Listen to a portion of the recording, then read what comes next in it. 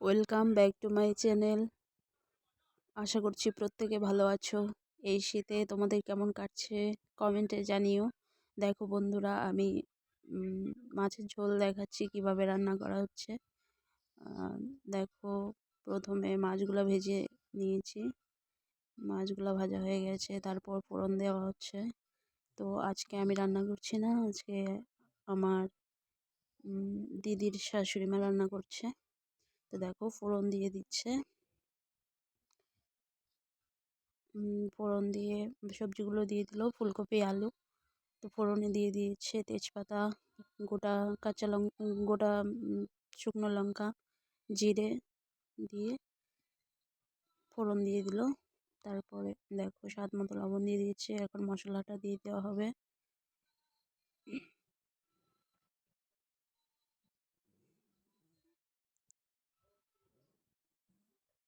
দেখো বন্ধুরা, মশলাটা দিয়ে দিল। মশলাটা দিয়ে নেড়ে চেড়ে একটু কষিয়ে তারপরে জল দিয়ে দিবে, ঝোলটা দিয়ে দিবে আর কি। দেখো বন্ধুরা, অনেকটা কষানো হয়ে গেছে মশলাটা, ঝোল দিয়ে দিল। এবার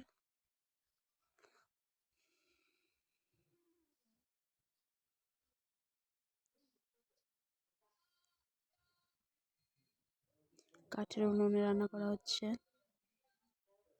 কাঠ দিয়ে রান্না করা হচ্ছে আজকে। দেখো,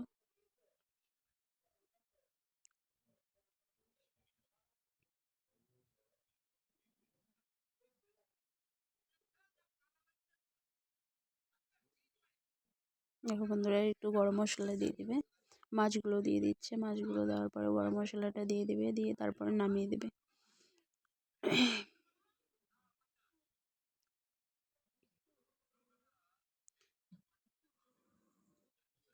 আমি সাধারণত মাছের ঝোলে গরম মশলা দিই না। তো ওই মাটা বলছিল যে না, দিয়ে দাও, ভালো লাগবে খেতে। দেখো, মাছের ঝোল রেডি। এখন মাংসটা রান্না করা হবে, পাঁঠার মাংস রান্না করা হবে। দেখো বন্ধুরা, কীভাবে মাংসটা রান্না করে। প্রথমে ফোড়নে দিয়ে দিচ্ছে গোটা শুকনো লঙ্কা, জিরে, তেজপাতা।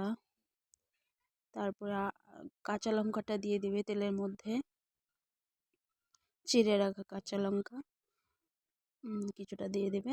আমি শুকনো লঙ্কাও বেটে দিয়েছি, শুকনো লঙ্কা, আদা, জিরে, রসুন এগুলো বাটা করে দিয়েছি। তো দেখো বন্ধুরা, আলুটা দিয়ে দিয়েছে। আলুটা একটু ভেজে তারপরে পেঁয়াজটা দিয়ে দেবে, হলুদ দিয়ে দিল, পেঁয়াজটা দিয়ে দিয়েছে।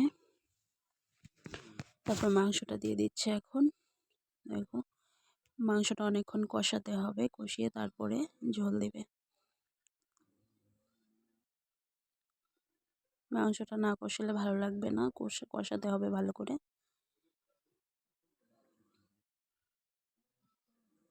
দেখো বন্ধুরা, মাংসটা কষানো হচ্ছে, এবার ঝোল দিয়ে দিচ্ছে। মাংস রেডি।